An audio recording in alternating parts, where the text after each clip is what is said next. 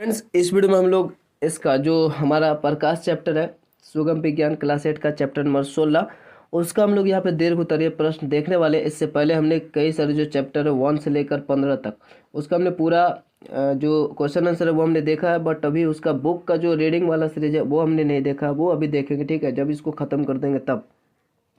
फिलहाल यहाँ पे हम लोग दीर्घ उत्तरीय प्रश्न देखने वाले हैं और ये लास्ट है इस चैप्टर का। तो चलिए हम लोग सीधा वीडियो का स्टार्ट करते हैं। वीडियो अच्छा लगा हो तो लाइक कमेंट जरूर से कर दीजिएगा और चैनल को सब्सक्राइब करके बेल आइकन को प्रेस जरूर से कर दीजिएगा। तो पहला नंबर हमारा क्वेश्चन है कि यह दर्शाने के लिए कि आपतित किरण, परावर्तित किरण तथा आपतन बिंदु पर अभिलंब एक ही तल में होते हैं। तल मतलब जिस पे अगर प्रकाश आ रहा है वो एक तल हो गया। ठीक है, जहाँ की अगर बोर्ड की बात करें तो बोर्ड है, या भी स्क्रीन पे आप देख रहे हैं तो ये भी एक तल है। आपतित किरण का मतलब ऐसे किरण आपतित हुआ, ठीक है, जो आया वो आपतित हुआ और ऐसे एक बिंदु से वो टकराकर वापस परिवर्तित हो जाएगा। ठीक है, तो इस बिंदु को आपतन बिंदु बोलेंगे और इस बिंदु पे एक लंब डालेंगे। तो यहाँ पे जो जिस कोण पर ये परिवर्तित हुआ ना, ये आपतित किरण आई होता है और ये परिवर्तित किरण आर होता है, दोनों का इक्वल होता है और ये तीनों एक ही तल में होगा। ये वाला आपतित किरण, परावर्तित किरण, ये जो अभी लंब है, ये तीनों एक ही तल के मतलब हुआ कि स्क्रीन पे है, आपको स्क्रीन पे दिख रहा है तो ये स्क्रीन के बाहर नहीं हो सकता। अगर ये कागज़ पे दिख रहा होगा, जैसे कागज़ पे किरण गया तो कागज़ से पे ही लौटेगा। ठीक है, उससे ना बाहर और ना अंदर। ठीक है, तो वो होता है एक तल। सीधा हम लोग अब यहाँ पे देखते हैं। वैसे देखिए, ये जो क्वेश्चन आपको समझ में ना आए तो आपको वैसे तो हम समझाएंगे ही बाद में, लेकिन वैसे ये कोई इजी नहीं है, लेकिन ये प्रैक्टिकल का टॉपिक है। तो इसका नीचे जो है ना डिस्क्रिप्शन में लिंक दिया होगा उसका ओरिजिनल वीडियो का, आप देख लें कि वो आपको दिखा करके दिखाएगा प्रैक्टिकल। ठीक है, वहाँ पे आपको अच्छे से समझ में आएगा। तो सभी का यहाँ पे देखिए, ये पहला नंबर क्वेश्चन है तो इसका प्रैक्टिकल का वीडियो जो है वो आपको नीचे डिस्क्रिप्शन में होगा, तो उसको जरूर से चेकआउट कर ले इसको देखने के बाद। तो चलिए हम लोग यहाँ बात करते हैं कि एक ड्राइंग बोर्ड पर ड्राइंग पिनों की सहायता से एक ताबा सादा कागज का शीट फैलाकर स्थिर कर देते हैं। ठीक है, शीट मेज के किनारे से थोड़ा बाहर निकली हुई होनी चाहिए, यानी जो हमारा मेज है उस पर शीट बिछा देना कि इसका कागज का वो थोड़ा सा बाहर निकला होना चाहिए, ऐसा बोल रहा है। किसी सहारे द्वारा समतल दर्पण को कागज पर लंबवत खड़ा कर देते हैं, उस पर लंबवत खड़ा कर देंगे और एक टॉर्च के कांच पर सेलो टेप की सहायता से गोलाकार मोटा काला कागज लगा देते हैं जिससे एक पतली झिर्री बनी हो। यानी टॉर्च तो इतना बड़ा होगा ना, तो उसमें बाकी का जो जगह है उसको हम लोग पैक कर दें, यानी एक छोटा सा छिद्र हो जिससे प्रकाश निकले।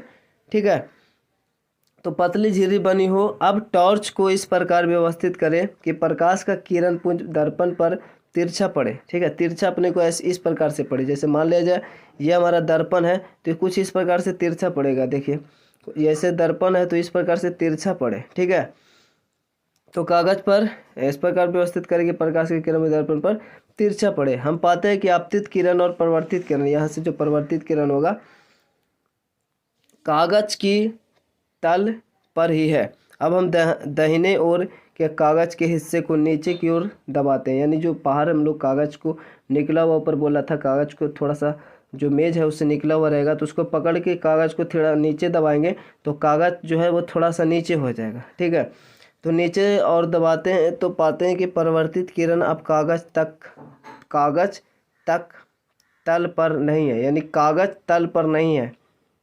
जब नीचे वो हो गया ना, क्योंकि उसी तल में है, और थोड़ा सा अगर कागज नीचे हो गया तो ऐसा नहीं कि प्रकाश भी नीचे होगा, ऐसा नहीं, वो जिस तल में है उसी तल में रहेगा। तो ये देखिए, अगर ये किसी चीज़ पे प्रकाश है और ये जहाँ इसके नीचे जो भी है वो थोड़ा सा नीचे हो जाएगा तो प्रकाश तो ऐसे इधर जाएगा ना, वो कागज नीचे होगा तो भी प्रकाश इधर ही रहेगा। लेकिन इससे ये साबित होता है, इससे इस बात का की पुष्टि होती है कि आपतित किरण आपतन बिंदु पर अभिलंब तथा परावर्तित किरण तीनों एक ही समतल यानी कागज के तल में होते हैं। जैसे कि ये हमारा फिगर दिया हुआ है, आई है आर है, ये प्रकाश इस प्रकार से बीच में आपको छिद्र दिख रहा होगा, ये आपतित किरण, परावर्तित किरण और अभिलंब, ये तीनों एक ही तल में रहेगा।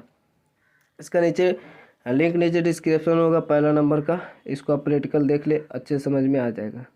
तो हमारा दूसरा नंबर क्वेश्चन है कि परिदर्शी का चित्र खींचकर उसकी कार्यविधि को समझाना। तो परिदर्शी हमारा कुछ इस प्रकार से होता है और यहाँ पे देख सकते हैं इसको, ये हमारा पारदर्शी है, यहाँ पे समतल इस प्रकार से एक नली होता है। ठीक है, इस प्रकार से नली होता है और इसमें एक दर्पण लगा हुआ होता है, एक दो दर्पण इधर और इधर दो दर्पण लगा हुआ होता है, 45 डिग्री पे होता है।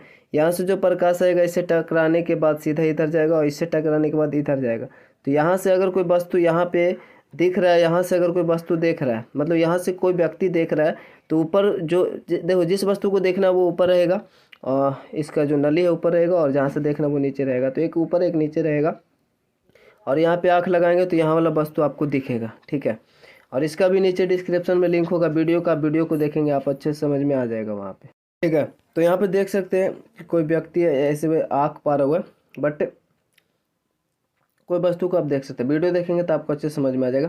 तो चलिए इसका कार्य विधि को देखते हैं। तो पारदर्शी में धातु की एक लंबी नली होती है, एक धातु का लंबी नली होता है जो दोनों सिरों पर समकोण पर मुड़ी रहती है। यहाँ पे देख सकते हो ऊपर भी समकोण पर मुड़ा हुआ है, ये समकोण पर मुड़ा हुआ है, ये भी समकोण पर मुड़ा हुआ है, मतलब ये समकोण पर मुड़ा हुआ है ऊपर नीचे दोनों। तो दोनों सिरों पर समकोण पे मुड़ी होती है। दोनों मुड़े सिरों पर दो समतल दर्पण, एक ए और एक बी, ऊपर आप देख सकते हैं एक ए और एक बी है। तो ये होता है एक ए और एक बी, दोनों समानांतर, ए और बी एक दूसरे के समानांतर तथा नली के अक्ष से 45 डिग्री का कोण बनाते हुए लगे रहते हैं। जिस वस्तु को देखना होता है उस ओर नली के ऊपर के सिरे को कर दिया जाता है, और ठीक है। वस्तु से आती प्रकाश की किरणें दर्पण ए से परिवर्तित होकर नली के अक्ष CD के समानांतर चलती हुई यहाँ से टकराने के बाद, देखिए यहाँ से टकराने के बाद ये CD है, यहाँ पे नाम इसी प्रकार से दे दिया ताकि आपको वर्णन करने में आसानी हो, ऐसे बुक में भी ऐसा ही है। तो CD अक्ष के समानांतर फिर दर्पण B से टकराता है, तो CD के समानांतर चलते हुए दर्पण B पर पड़ती है, बी से परिवर्तित होकर ये किरणें देखने वाले की आंख पर पड़ती है। इस प्रकार ऊपर की वस्तु को नीचे बैठा प्रेक्षक आसानी से देख सकता है। तो यहाँ पे थोड़ा सा और कुछ जोड़ सकते हैं, चूँकि यहाँ पे कार्य विधि बोल रहा था, तो यहाँ पे लिख सकते थे कि पारदर्शी से किसी वस्तु को देख सकते हैं, ठीक है। किसी अन्य जगह स्थित वस्तु को हम लोग आसानी से देख सकते हैं, और इसका ऐसे उपयोग भी कई तरीके से होता है। तो वैसे उपयोग वगैरह नहीं पूछ रहा था, बट इतना सही है। और बाकी आपको समझने के लिए नीचे लिंक डिस्क्रिप्शन में होगा वीडियो का, वहाँ पे जाकर चेकआउट कर ले, ठीक है। लेकिन लास्ट में आप चेकआउट करें बारी बारी से, वैसे साथ में भी कर सकते हो, कोई दिक्कत नहीं। और इसका जो है ना योग इस प्रकार से इसको बनाना है, जस्ट अभी आप देख लें कि किस प्रकार से इसको बनाना है। तो वैसे जो हमारा बुक में है ना वैसा ही पारदर्शी यहाँ पे बनाने वाला है, चूँकि यहाँ पे वर्णन भी करना था 8 क्लास जो सुगम विज्ञान का है क्वेश्चन उसमें, तो हम लोग यहाँ पे उस टाइप से बनाएंगे। और सबसे पहले हम लोग इस प्रकार से खींच लेते हैं, ठीक है। यहाँ पे हम लोग ब्लू का यूज करेंगे और आप पेंसिल का यूज करें, ठीक है। तो कुछ इस प्रकार से खींचने के बाद कुछ इस प्रकार से खींचेंगे, ठीक है। अपने हिसाब से यहाँ पे अंदाजे ही खींचना है, ठीक है ना। तो यहाँ पे इतना खींच लिए, और उसके बाद इधर, तो इस प्रकार से इधर खींच लेना है, ठीक है। और ये हमारा हुआ। अब क्या करेंगे कि इसके नीचे भी इस प्रकार से बनाना होगा, ठीक है। तो इसका नीचे भी हम लोग इस प्रकार से बनाएंगे, इसके बराबर में ही लगभग इधर है, और यहाँ तक हमने खींचा। उसके बाद यहाँ से यहाँ पर, और उसके बाद इधर, ठीक है। इतना हुआ। अब यहाँ पर दर्पण होता है, ठीक है, 45 डिग्री पर होता है दर्पण। तो दर्पण को हम लोग बनाएंगे यहाँ पे ब्लैक कलर से। तो दर्पण यहाँ पे 45 डिग्री पे होता है, यहाँ पे एक दर्पण होगा और एक यहाँ पे होगा दर्पण, 45 डिग्री पे होगा दोनों, ठीक है। तो ये हमारा दर्पण हुआ। तो अब हमारा तीसरा है बहुमूर्तिदर्शी। ये कैलाइडोस्कोप, इसकी संरचना का वर्णन करना है।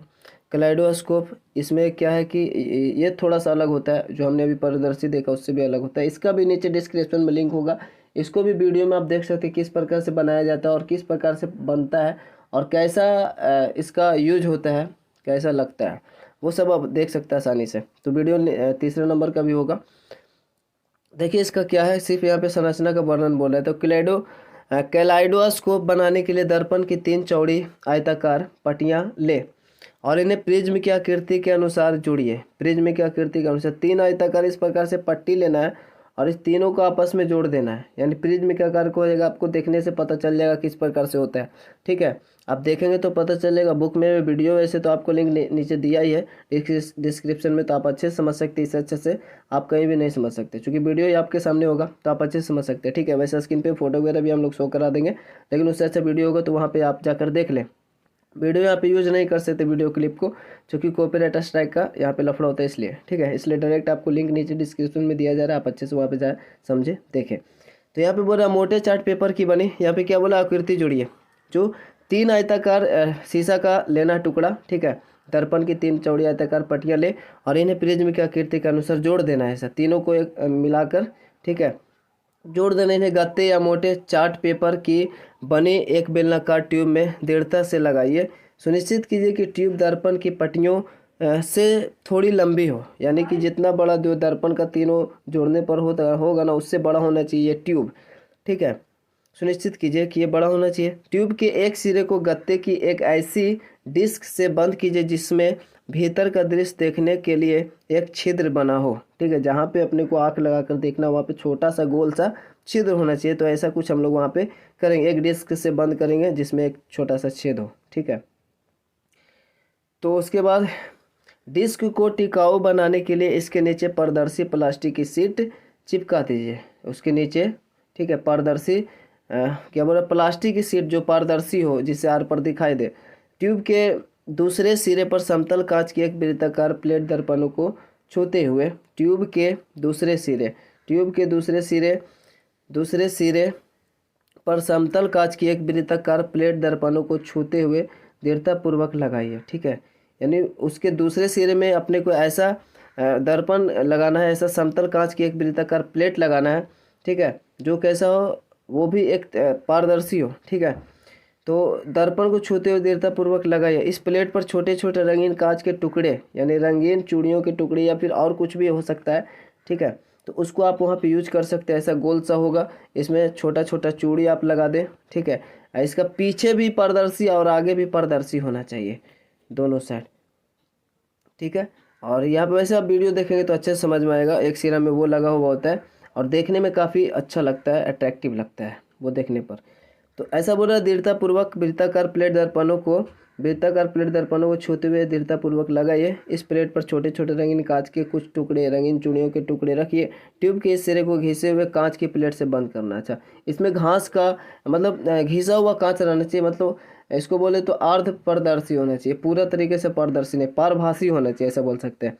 थोड़ा बहुत प्रकाश आया जाए, ठीक है। इसलिए यहाँ पे घिसा हुआ इसमें यूज़ करेंगे। बस इतना है। वीडियो आप देख लेंगे तो अच्छे समझ में आ जाएगा, ये भी जो लिखा हुआ है जो भी, ठीक है। उसके बाद चौथा देखते हैं, बोल रहा है वर्णन कीजिए कि आप अपने नेत्र की देखभाल कैसे करेंगे। तो क्या बोल रहा है कि आवश्यक है कि हमें अपने नेत्रों की उचित देखभाल करनी चाहिए। यदि कोई भी समस्या है तो हमें किसी नेत्र विशेषज्ञ के पास जाना चाहिए। नेत्रों की नियमित जांच करवानी चाहिए। यदि परामर्श दिया गया है तो उचित चश्मे का उपयोग करना चाहिए। नेत्रों के लिए कम या बहुत अधिक प्रकाश हानिकारक है। अपर्याप्त प्रकाश से नेत्र खिंचाव तथा सर दर्द हो सकता है। सूर्य या किसी शक्तिशाली लैंप का अत्यधिक तीव्र प्रकाश अथवा लेजर टॉर्च का प्रकाश रेटिना को क्षति पहुंचा सकता है।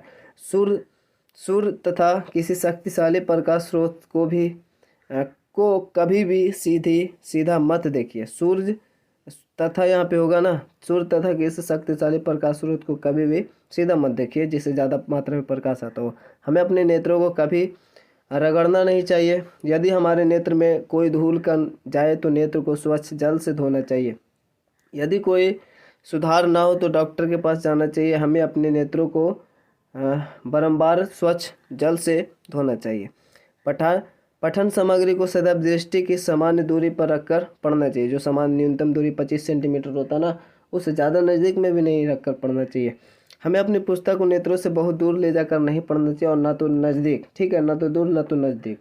तो ये हमारा इस प्रकार से ये हमारा दीर्घ खत्म हो जाता है और वीडियो के पेंट करते हैं। बाकी आप लाइक कमेंट से जुड़ से कर दे, अपना चैनल को सब्सक्राइब करके बेल आइकन को प्रेस कर दे। मिलते हैं नेक्स्ट वीडियो, तब तक ले जय हिंद, जय भारत।